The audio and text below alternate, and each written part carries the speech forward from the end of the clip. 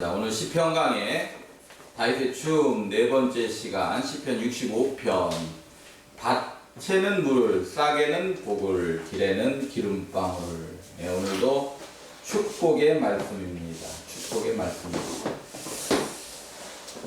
누군가의 도움으로 또는 하나님께서 강하게 축복해 주셔서 크게 웃어본 일이 있는가? 아마 한 번 정도 살면서 다 경험하셨을 거예요. 누군가 생각지도 않은 도움을 주셔서 웃어본다든지, 풀리지 않을 것 같은 문제가 어쨌든 하나님의 강권적인 역사로 풀리는 경우, 풀리는 정도가 아니라 축복으로 바뀌는 경우, 아마 그런 일들이 있을 거예요. 코로나19로 요즘 웃을 일이 별 일 없습니다. 근데 우리가 이제는 이 시점에서 한번 돌아봐야 돼요. 한국교회가 6.25 때도 목숨들 걸고 예배를 드리고자 교회를 지켰고, 일제시대에도 그 탄압을 받으면서 교회의 예배들은 멈춰주지 않았는데, 우리가 너무 코로나19를 핑계로 코로나 때문에 한국교회를 이 상황까지 몰고 간 게 아닌가. 물론 목회자들부터 마찬가지고, 이제는 그 핑계가 걷어져야 돼요. 하나님 그것 때문에 코로나를 주셔서 깨달으라고 주셨는데, 거꾸로 우리는 그 코로나를 핑계로 하나님을 멀리하고 있는 현실들이 됐다는 거예요. 우리 비단 우리 교회뿐만 아닙니다. 한국교회 대부분의 교회들의 문제가 되어버렸어요. 어쨌든 열심히 하고자 하는 사람에게 하나님은 길과 기회도 열어주시는데, 세상의 이치와 같아요. 뭐 핑계로 뭐 때문에 이런 사람들에게는 세상에서도 도움의 손길들이 끊기게 되어 있습니다. 진인사대천명이란 말이 있죠. 영어로는 God help those who help themselves. 하나는 스스로 돕는 자를 돕는다. 열심히 하는 자에게 하나님도 그 길을 열어주신다는 거예요. 주의 일이든 아니면 내가 세상에 살아가는데 가지고 있는 직업이든 열심히 하시기를 주님의 이름으로 축원합니다. 적극적이고 긍정적으로 하셔야 돼요. 이제는 핑계가 걷어져야 돼요. 왜? 제가 보는 관점은 코로나19 이제 백신 다 맞고 괜찮아져도 코로나 이전으로 들어가질 않아요. 왜? 편한 걸 너무 알아버렸어요. 오늘 축복의 말씀을 제가 몇 주간째 하고 있는데, 이 축복의 말씀은 하나님의 마음에 합한 자에게 주는 축복이지 그냥 주는 게 결코 아니라는 거예요. 우리가 착각하면 안 돼요. 그냥 교회 왔다 갔다 한다고 해서 주는 축복들이 아니라는 겁니다. 은택이란 단어를 오늘 쓰고 있어요. 은택, benefit라고 해요. 은혜와 은택은 다릅니다. 은혜는 모든 것을 포괄한 넓은 의미의 하나님의 사랑이에요. 그걸 그라스, 영어로 그라스, 은혜라고 해요. 근데 은택은 benefit라는 단어를 쓰는데 좀 더 구체적인 혜택, 그러니까 손으로 잡히는 혜택들, 이거를 은택이라고 해요. 오늘 본문에서 주시고자 하는 축복은 은택, 손으로 잡히는 그 혜택을 말하고 있습니다. 구체적인 하나님의 사랑과 혜택, 이것을 주의 은택이라고 말씀하고 있어요. 때를 따라 주시는 비, 성경은 그렇게 많이 말씀하고 있죠. 그 시점에 비가 내려야 가뭄이 해갈돼서 식물이 자라는데, 그 시점에 비가 안 내리면 식물들이 말라 죽죠. 근데 적절할 때 딱 비를 주시는. 오늘 시편 65편은 하나님의 자녀들에게 구체적으로 나타난 하나님의 은택을 찬양하는 시입니다. 우리가 하나님을 찬양하고 감사할 이유가 나오고 있어요. 이유는 하나님은 우리에게 끊임없이 그래도 구체적인 은택을 베풀고 있기 때문에 그렇다는 거예요. 그렇기 때문에 하나님을 찬양해야 돼요. 오늘 시편 65편을 통해 저와 여러분에게 네 가지 구체적인 은택을 주시겠다고, 다윗에게 주셨던 이 은택은 우리에게도 지금도 그대로 주시겠다고 약속하고 있습니다. 그 은택이 임하는 한 주간 되시기를, 그래서 다윗과 같이 춤추는 인생 되시기를 주님의 이름으로 축원합니다. 첫 번째는 2절에 응답의 은택입니다. 응답의 은택. 65장 2절. 기도를 들으시는 주여 모든 육체가 주께 나오리이다. 다윗은 고백하고 있어요. 기도를 들으시는 주여. 그러니까 다윗의 기도에 어떻게 응답하고 있다라는 거예요. 나의 기도에 응답하시는 하나님이라는 뜻이에요. 그리고 기도를 해야 돼. 그냥 하나님 아시죠? 이게 아니라는 거예요.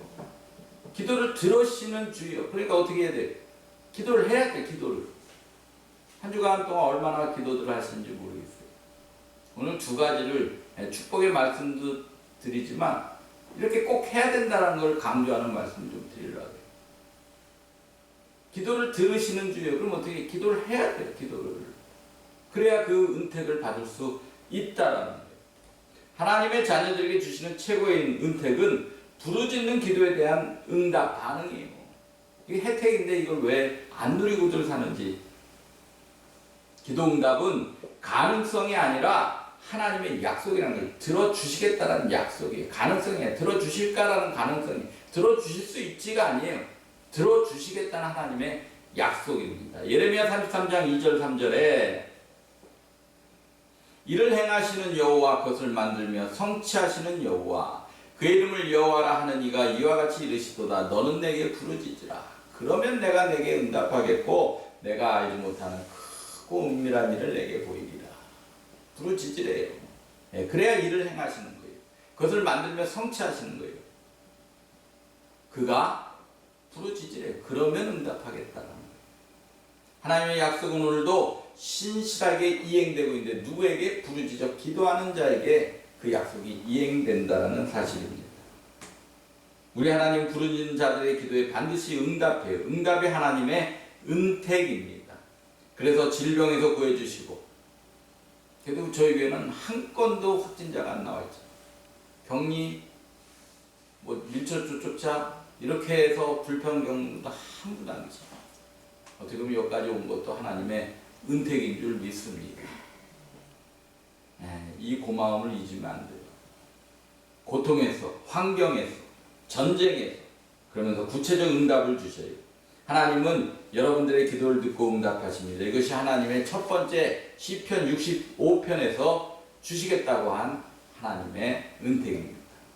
두 번째는 사죄의 은택이에요. 3절에 나와 있어요. 사죄의 은택. 65편 3절이요. 없어요? 네, 성경 보고 읽습니다. 죄악이 나를 이겼사오니 우리의 허물을 주께서 사하시리다. 죄악이 나를 이겼사오니 우리의 허물을 주께서 사하시리다. 예, 사죄의 은택입니다. 사죄의 은택. 하나님의 은택 중 하나님의 마음이 잘 나타나 있는 부분이에요. 사죄의 은택. 다른 말로 용서의 은택이에요. 다윗의 인생 중 가장 치명적 실수는 누가 봐도 밧세바 사건이죠. 다윗의 위대한 나단 선지자가 다윗을 왕을 질책합니다. 지금 하면 목사가 대통령을 꾸짖는 거예요.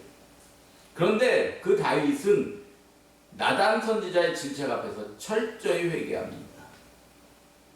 말씀에 감동과 권면이 있을 때 다윗과 같이 고집을 꺾어야 돼요. 자존심 아짐을 내려놔야 돼요. 내 성격 생각을 내려놔야 돼요. 요즘은 계속 저는 저를 내려놓는 작업, 내려놓음의 작업, 이것도 훈련이더라고요. 그리고 주의 말씀을 붙잡아야 돼요. 그래야 새로운 삶이 열립니다. 다윗은 잘못했지만 회개해야 할 때 회개했어요. 돌아갈 때 돌아갔어요.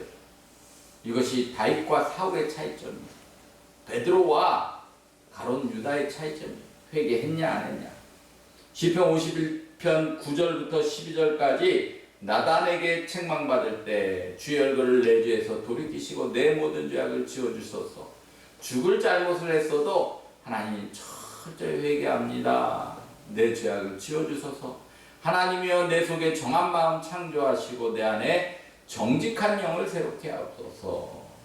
나를 주 앞에서 쫓아내지 마요. 하나님이 떠나가는 것을 이렇게 두려워했다는 거예요. 주의 성령을 내게서 거두지 마옵소서.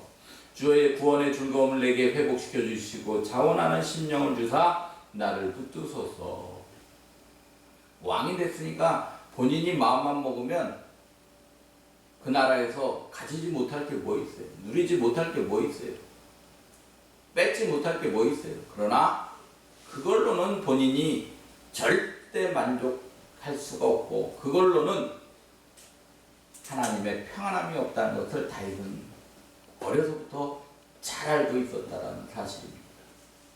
그래서 제일 두려워했던 것이 모든 것을 쥐는 것이 아니라 성령이 떠나가는 것을 가장 두려워했다는 사실입니다. 우리는 너무 계속 반복하지만 뭐 때문이란 핑계를 많이 두고 있어요. 뭐 때문에 안 돼, 뭐 때문에 못해. 근데 더 두려워해야 되는 것은 성령이 우리에서 떠나가는 것을 두려워해야 될 줄로 믿습니다. 성령이 떠나는 걸 두려워해야 돼요. 예배가 끊기고 성령이 떠나가서 성령이 도와주지 않고 그러면 걱정, 의심, 불안, 두려움 공식이죠. 그것이 결국은 사단이 딱 잡는 빌미를 마련한다는 사실입니다. 오늘 나단에게 책망받을 때 하나님 내 죄를 그만 보시고 기억에서 내 죄를 지워주셔요. 부끄럽습니다. 아주 솔직하고 순진한 고백을 하고 있어요. 하나님 내 더러워진 마음에 정직하고 깨끗한 주의 영을 다시 부어주셔요. 내가 잘못했을지라도 하나님 나를 버리거나 떠나지 말아주셔요. 애원하고 있어요. 내가 다시 회복할 수 있도록 새 힘을 허락하여 주시옵소서. 이때 다윗에게 준 하나님의 은택은 그냥 단순한 죄를 잊어버린다는 수준이 아니라 근본적으로 지워버리고 원래 상태로 모든 것을 되돌려 주시겠다라는 용서의 은택입니다. 사죄함의 은택입니다. 하나님의 은택이란 진심으로 회개하고 돌아온 사람. 회개라는 것은 깨닫고 그냥 눈물 콧물 흘리는 게 절대 아니라 그랬어요. 돌이키려 바꿀 때. 내 습관과 생활을 바꿔버리는 것, 통째로 반복되는 하나님보다 더 우선되는 다른 것을 붙잡고 다른 것이 우선시되는 이게 바뀌어져야 되는 거예요. 이게 회개예요. 그렇지 않고 그때마다 잘못했습니다. 이거는 면피용 기도예요.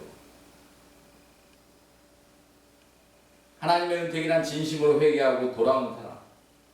습관을 바꾸고 생활을 바꾸고 삶을 바꾸는 사람에게는 편견을 갖지 않고 그전과 똑같이 대해주신다는 거예요. 이게 사죄함의 은택입니다. 다시 범죄한 이후에도 그에게 밧세바를 통해서 솔로몬을 또 주셔요. 범죄한 여인을 통해서 또 솔로몬을 주십니다. 그래서 많은 전쟁에 승리케 되고 영토가 확장되고 오랫동안 영광의 날을 누리고 다윗의 가문에서 영원한 왕권이 이어져 간다라는 사실입니다. 이것이 두 번째 사죄함의 은택이에요.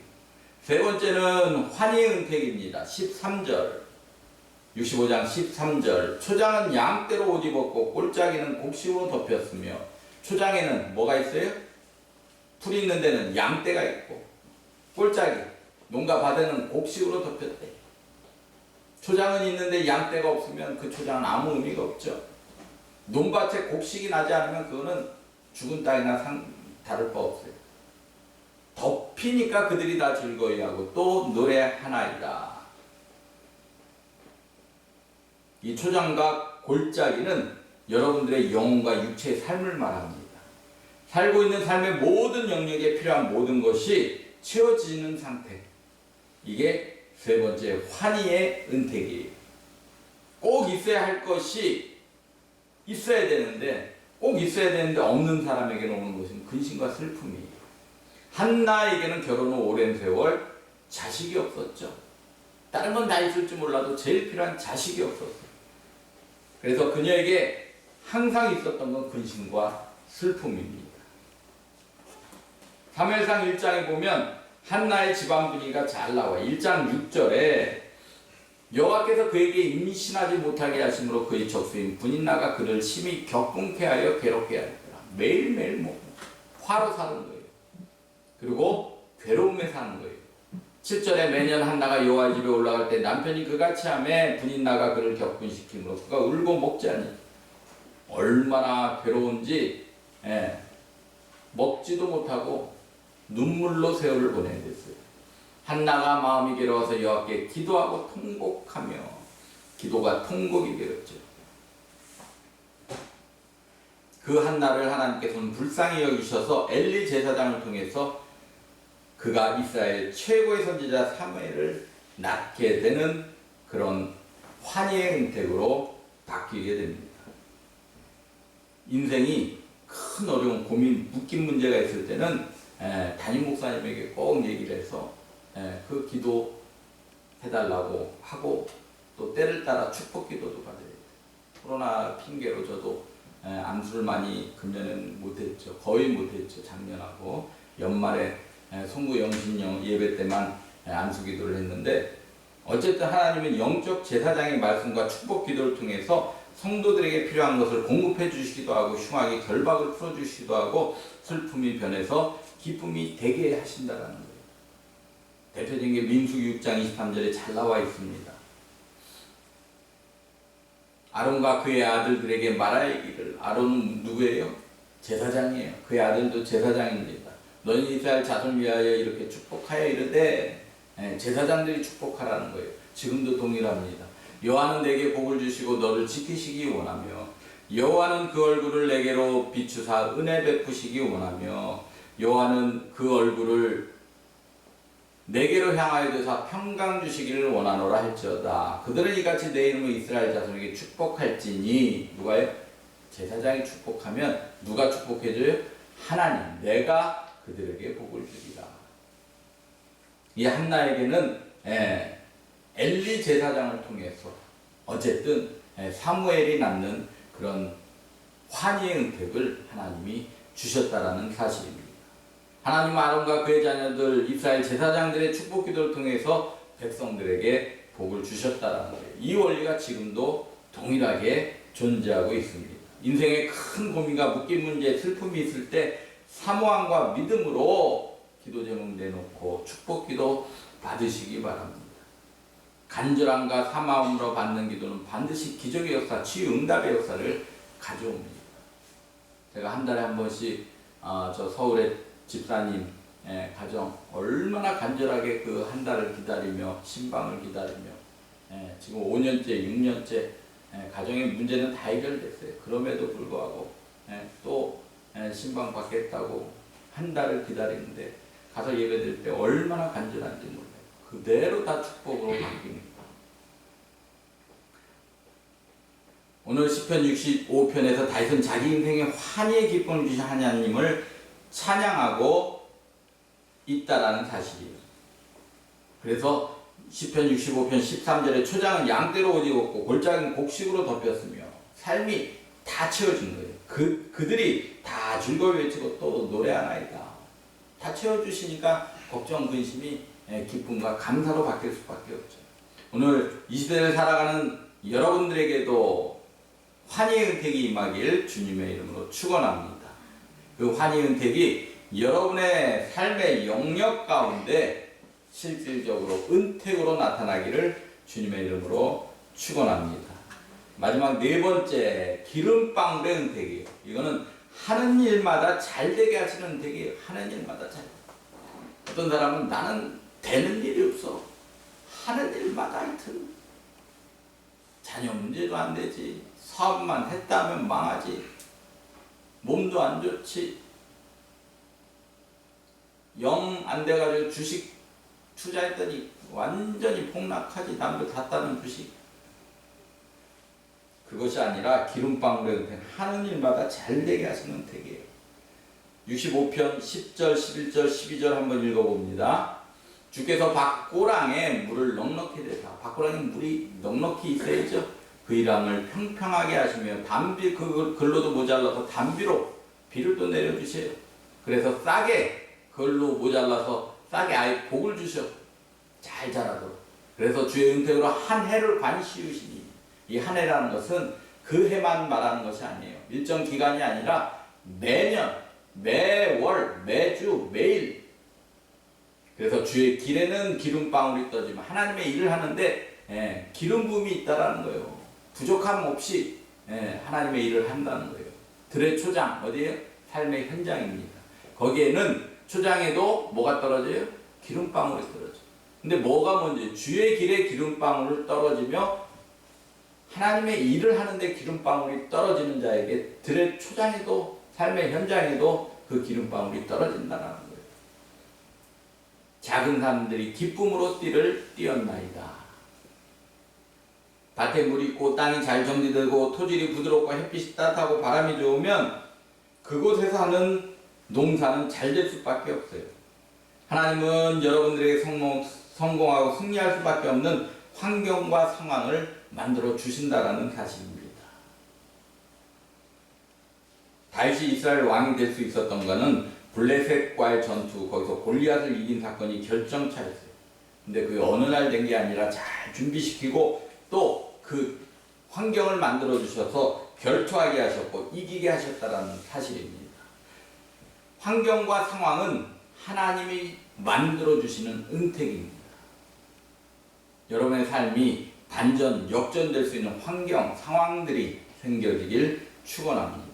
또 그런 환경이 벌어지기 시작하면 두려워하지 마세요.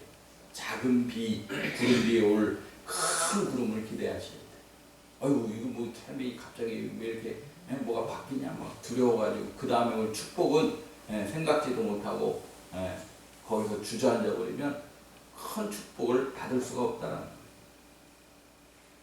창세기 26장에도 가나안 때는 흉년이 들어요. 이삭의 얘기입니다. 이삭이 블레셋 그랄로 이삭아 그 땅에 거주하래. 흉년이 들었는데 그 땅에 거주하래.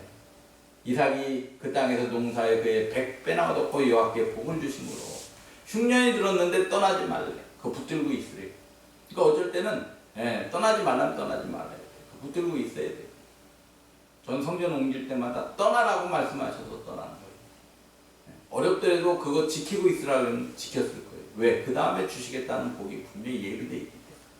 그 사람이 창대하고 왕성하여 마침내 거부가 되어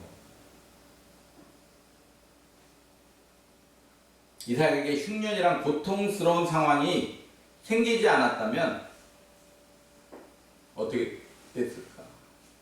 그가 이사 가서 새로운 지역에서 농사했을 때 여호와의 복이 임하여 100배로 얻었고 그리고 그곳에서 떠나지 말라고 했을 때 창대하고 왕성하여 마침내 거부가 됐습니다. 이삭을 찾아온 흉년은 불행한 환경이 아니라 이삭에게 주시고자 하는 하나님의 축복, 하나님의 은택이었다는 거예요. 어쩔 때는 질병, 아픔, 상황, 이게 저주가 아닐 수도 있어요. 하나님은 그걸 통해서 저와 여러분의 삶을 바꿔주시기를 원한다라는 거예요. 생각, 걸어가는 인생의 방향, 비전, 꿈, 삶의 내용을 바꿔주시기 원하신다라는 사실입니다. 삶의 현장 속에서 유익하게 해주시는 하나님의 은택이 예비되어 있다는 거예요. 하나님은 여러분의 승리를 위해서 상상할 수 없는 상황과 환경을 만들고 계시고 지금도 만들어져 있다는 사실입니다. 이것 때문에 위대한 반전과 역전이 저와 여러분에게도 일어날 것입니다. 한번 같이 합니다. 나는 결국에는 승리한다. 나는 뭘 해도 잘 된다. 왜 그래요? 하나님의 은택이 있기 때문에. 누구에게? 하나님을 우선하는 자에게 이 네 가지 은택을 약속하고 있다는 거예요. 왜 자꾸 내 이름으로 살아가려고 해요? 오늘 11절, 12절 말씀. 주의 은택으로 한 해를 관시우시니 주의 길에는 기름방울이 떨어지며 둘의 초장에도 떨어진 작은 산들이 기쁨으로 띠를 띄었나이다. 하나님의 은택은 매일 반복되고 있어요. 주의 길에, 들의 초장에, 삶의 현장에 그 기름방울로 인해 기쁨이 생긴다라는 거예요. 이른 비와 늦은 비, 필요와 적절한 하나님의 도우심, 배려, 은혜, 이것이 계속해서 우리의 삶 가운데 은택으로 나타나기를 원합니다.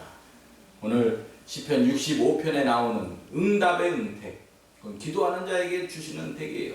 그냥 주는 거 없어요. 사제의 은택, 회개하는 자에게 주시는 은택입니다. 환희의 은택, 하나님 찬양하고 예배하는 자에게 주시는 은택이에요.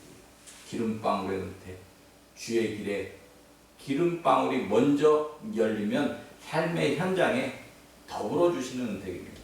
뭘 해도 잘 되는 은택, 이런 하나님의 은택이 저와 여러분의 삶에 매일 나타나기를 주님의 이름으로 축원합니다.